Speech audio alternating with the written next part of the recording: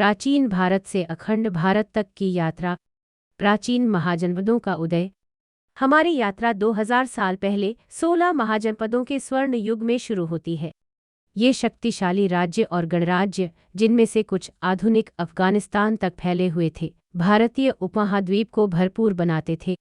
पूर्व में मगध की विशाल शक्ति से लेकर उत्तर में कोसल की समृद्धि और पश्चिम में अवंती की भव्यता तक, प्रत्येक महाजनपद अपनी अनूठी संस्कृति, शासन प्रणाली और प्रभाव क्षेत्र का दावा करता था।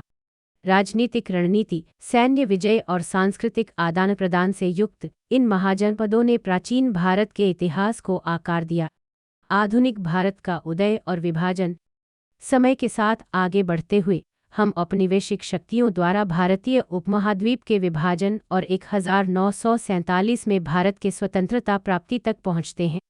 यह विभाजन आधुनिक भारत, पाकिस्तान और बाद में बांग्लादेश के निर्माण का आधार बना। अखंड भारत की कल्पना। आधुनिक भूराजनीतिक जटिलताओं के बावजूद अखंड भारत की अवधारणा एक एकीकृत दक्षिण एशियाई क्षेत्र जो हिंदू सांस्कृतिक प्रभाव से जुड़ा हुआ है, कई लोगों के लिए प्रेरणा बनी हुई है। चाहे प्राचीन इतिहास में निहित हो या आधुनिक आकांक्षाओं में, अखंड भारत एकता और सांस्कृतिक विरासत की भावना का प्रतीक है जो भारतीय उपमहाद्वीप को परिभाषित करता है। निष्कर्ष।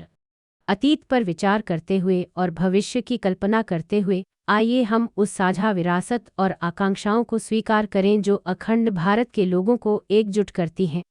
यह ध्यान रखना महत्वपूर्ण है कि अखंड भारत की अवधारणा जटिल और विवादास्पद है और इसकी व्याख्या विभिन्न लोगों द्वारा अलग-अलग तरीकों से की जाती है।